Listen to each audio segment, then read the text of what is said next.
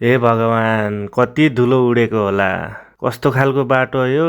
धुलो बाहेक केही पनि देखिँदैन त यो बाटोमा।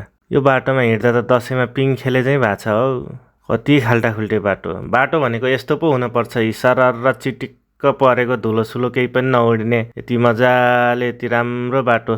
यस्तो पो हुनुपर्छ बाटो भनेको।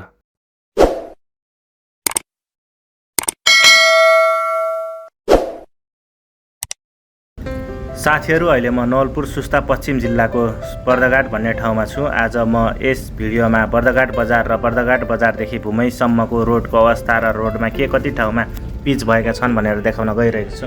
यहाँबाट तपाईँहरू देब्रे साइडमा जानुभयो भने नवलपुरको प्रसिद्ध ठाउँ त्रिवेणी धाम पुग्न सक्नुहुन्छ। त्रिवेणी धाम करिब बर्दघाटदेखि लगभग 20-22 किलोमिटर रहेको छ र बाटोको अवस्था यस्तै छ। हेर्नुहोस्, यति नराम्रो छ कि बाटोको अवस्था के भन्नु। अब हिँड्न मन नै लाग्दैन यो बाटोमा।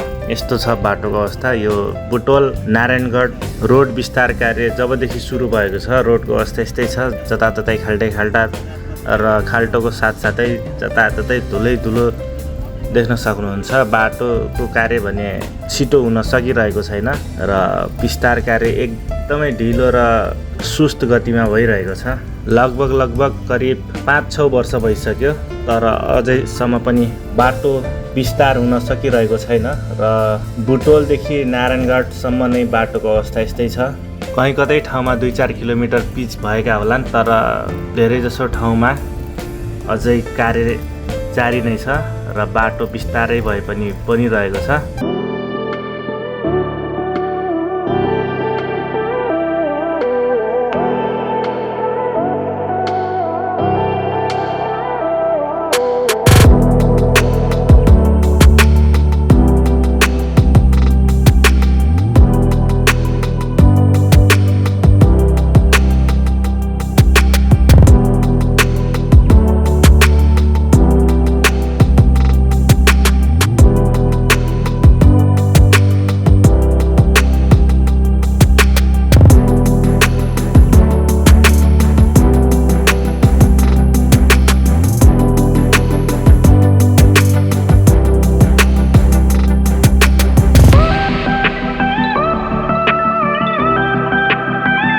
र यो हाम्रो बर्दघाट बजार खासै ठुलो बजार त होइन, तर नवलपुर सुस्ता पूर्वको मेन बजार जस्तै हो र यहाँबाट तपाईँहरू नवलपुरको प्रसिद्ध ठाउँ त्रिवेणी धाम जान सक्नुहुन्छ। बर्दघाट बजार त्रिवेणी धामको लागि प्रसिद्ध मानिन्छ, किनकि बाटोहरू यहाँबाट नै छुट्टिएका छन्।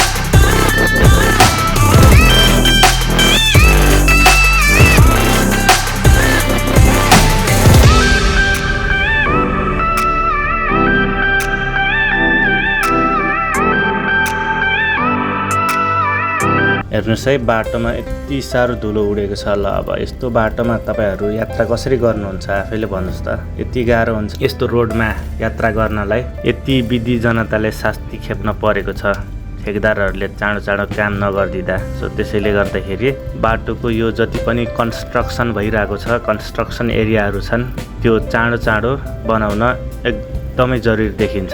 सो आई होप अब ठेकदारहरूले अनाकानी नगरिकन बाटोहरूलाई चाँडोभन्दा चाँडो बनाइयोस् र सबैले राम्रो बाटोमा यात्रा गर्न पाउन् र यात्रा गर्न सकुन्। तर अब यही भनिराख्दा धेरै ठाउँहरूमा यहाँनिर कन्स्ट्रक्सन पनि भइरहेका छन्। धेरै ठाउँमा यहाँनिर बाटो बनिरहेको पनि छन्। अब धेरै ठाउँमा बाटो बनाउनको लागि खनिएको पनि छ र बिस्तारै सायद अब बन्ला। तर बन्ला भन्दै धेरै नै वर्ष भइसकेको कारणले गर्दाखेरि यति रिस उठ्छ कि के भनौँ र अब।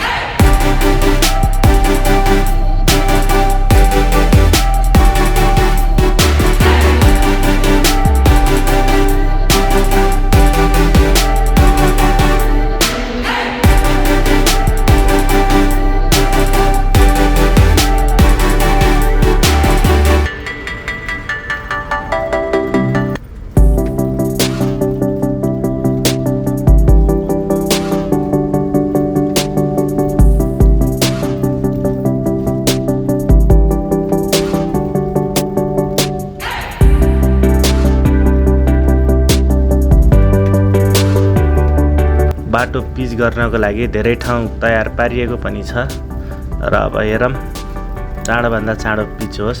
हेर्नुहोस् पिच गर्नलाई यसरी तयार पारिएको छ बाटोलाई। अब सम्भवतः अलिक दिनमा यहाँनिर पिच हुनेछ। हेर्नुहोस् एकातर्फ पिच भइरहेको छ, तपाईँहरूले देख्न सक्नुहुन्छ। एउटा साइडमा पिच भइरहेको छ भने एउटा साइडमा पिच बनाउनको लागि रेडी गरिएको छ र आशा गरौँ अब चाँडै नै पिच बन्ला, हामी सबैले आरामको यात्रा गर्न पाउनेछौँ।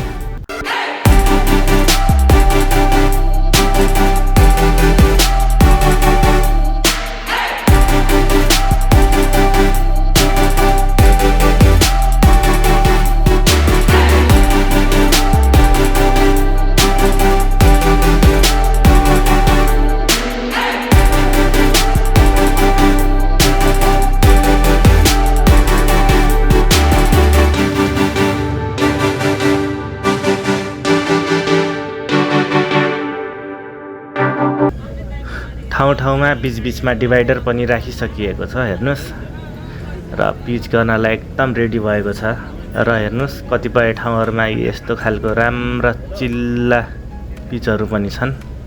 हेर्नुहोस् त कति राम्रो पिच छ।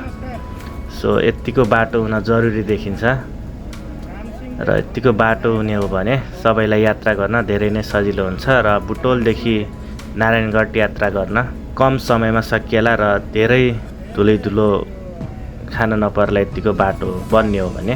र तपाईँहरूले एउटा साइडमा देख्न सक्नुहुन्छ यहाँनिर ठुल्ठुला लोड भएका ट्रकहरू स्ट्यान्ड बाईमा देख्न सक्नुहुन्छ र यहाँनिर भारतको सिमाना नजिक रहेको कारणले गर्दाखेरि लोड भएका ट्रकहरू यहाँनिर राखिएका छन्। हेर्नुहोस् यस्तो हेभी लोड भएका गाडीहरू यहाँनिर आवत जावत गर्छ। यो बाटोमा एकदमै धेरै गाडीहरू आवत जावत गर्ने भएकोले यो बाटो बन्न जरुरी देखिन्छ। सो यहाँको नाकाबाट धेरै सामानहरू आउने जाने क्रम हुन्छ, त्यसैले गर्दाखेरि यो बाटो बन्न पर्ने जरुरी देखिन्छ। सो आई होप अब चाँडै बनोस् र यति राम्रो पिच बन्दा कति आनन्द लाग्छ। हेर्नुहोस् त यति राम्रो पिच सरर गाडी कुदिरहेको छ। सो यतिको पिच चाहिँ चाँडोभन्दा चाँडो सबै ठाउँमा होस्।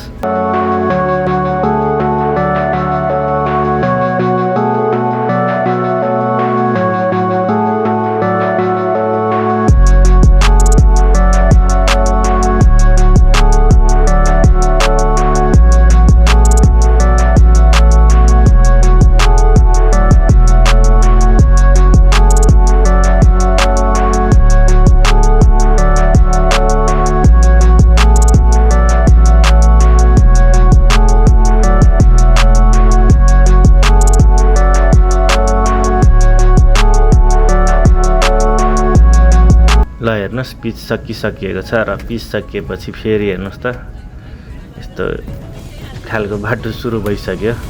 सो यस्तै छ, कहीँ कतै पिच छ, कहीँ कतै खाल्टा। सो चलिरहेको छ। ठाउँ-ठाउँमा नयाँ पुलहरू पनि बनाइएका छन्।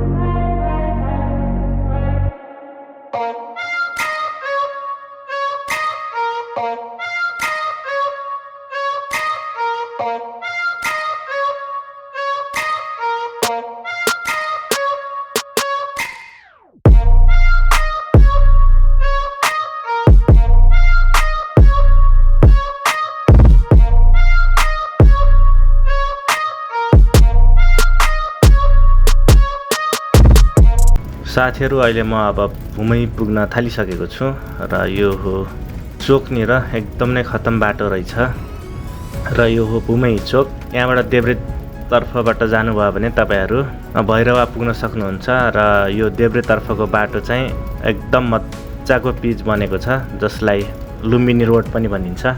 सो तपाईँहरू यदि बुटोल जाँदै हुनुहुन्छ भने त्यो बाटोबाट गएर चाँडोभन्दा चाँडो पुग्न सक्नुहुन्छ र यतिको धुलो खान पर्दैन त्यो बाटोमा र त्यो बाटो एकदम राम्रो रहेको छ।